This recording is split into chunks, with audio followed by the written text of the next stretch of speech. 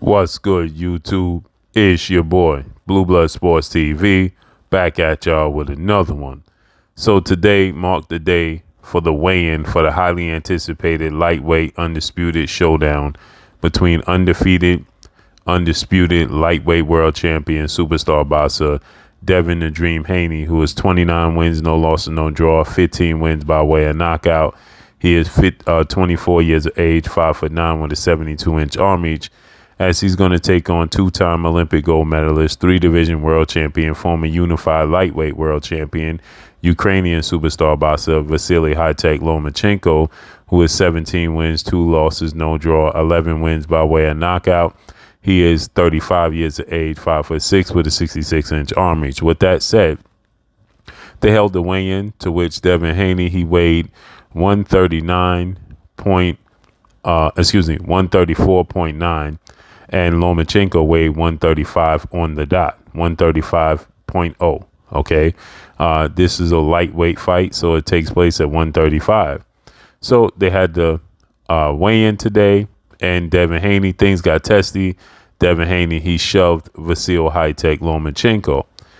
Now, the Nevada State Athletic Commission are now going to fine Devin Haney for this shove. Okay, and I'm seeing many people starting to say that Devin Haney's frustration, immaturity, or that he's weak-minded is the reason for him pushing him. He's not confident in himself. Well, if many people realize, this is the second time or the third time in Devin Haney's career that he actually shoved his opponent. This is not the first time he's done it. And when other fighters shove their opponents at the weigh-in, nobody labels them to be weak-minded or label them to be not confident in themselves or concerned. When Gervonta Tank Davis, undefeated three-division world champion superstar boxer, he shoved Isaac Pitbull Cruz at their weigh-in. He pushed Rolando Rolly Romero off the scale. Okay. Floyd Mayweather choked Victor Ortiz. Floyd Mayweather shoved many people at his weigh-ins. Okay. This is not the first time. It's not a symbol that a fighter is not confident or frustrated or, showing a sign of weakness or showing a sign that immaturity. No. Like Devin Haney, he stated the reason that he has issues with Lomachenko is because Vasyl Lomachenko has made him wait 4 years for his opportunity to fight him. Devin Haney was Vasyl Lomachenko's mandatory challenger at one point in time. Okay, Devin Haney, he been calling out Lomachenko forever and a day and then get his opportunity. And as Lomachenko stated, there was no reason to give Devin Haney an opportunity because he didn't have anything he wanted. Well, now Devin Haney's the undisputed champion, and Lomachenko is saying, well, obviously he has something I'm chasing and something that I want, so I'm going to fight him. So it's just a sign of a plethora of things. One being that they're on the scale, they had to cut weight, they're very frustrated, they're very antsy, and so things happen. And not to mention, this is a combat sport. They're going to fight. And this is a brutal sport. So for that matter, why is it so important when a fighter shoves another fighter to say that it's a sign of weakness? No. Or to say it's a sign of immaturity? No. Devin Haney simply has done this in the past. This is not nothing new. And this is not new to the sport of boxing. Plenty of fighters have done this in the past.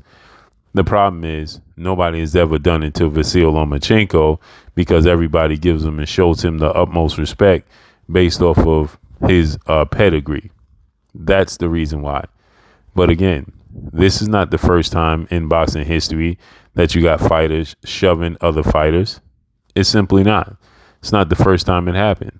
But it's the first time it happened to Vasyl Lomachenko. And so fans and media and people that just have disdain for Devin Haney are pretending as if this is the first time this has happened in the history of the sport of boxing. And now the boxing after the NSAC, the not Nevada State Athletic Commission, is now going to seek that Devin Haney's guaranteed purse of $4 million be docked for a fine for shoving Vasyl Lomachenko. Now, I understand they won't want to run the risk of an injury.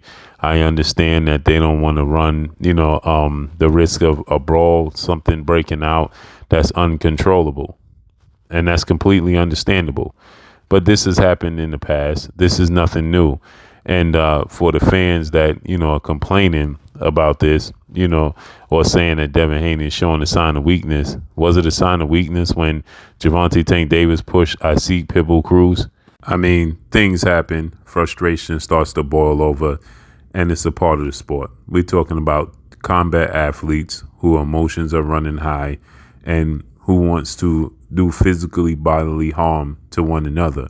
So you're going to get this situations at weigh-ins when these fighters have to cut weight, sacrifice being away from their families, sacrifice eating, and not to mention the guy across from you wants to seriously hurt you. So this is not something new, and this is not a sign of weakness, immaturity, or lack of confidence. That's not what this indicates. This is purely a show of competitiveness, frustration, and eagerness.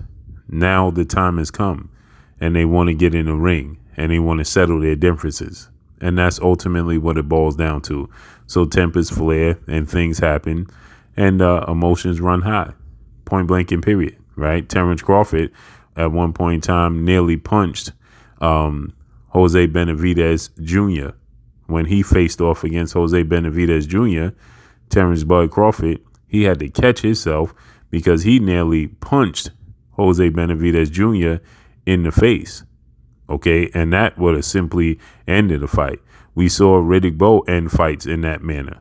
So the fact is, we have seen worse take place at weigh-ins and press conferences, point blank and period. So what you see is not frustration because Terrence Crawford ended up knocking out Benavidez, and Riddick Bowe ended up beating Donald. So it didn't prove that they lacked confidence or lacked the sportsmanship. It was frustration. But that's all I got for y'all. Drop a comment in the comment section. Let me know what y'all think. Y'all already know what it is. Follow me on Instagram at Blue Blood Sports TV, all one word. It's your boy Blue signing off. I'm gone. Peace. This is Amanda, the real deal Serrano, and you're watching Blue Blood Sports TV.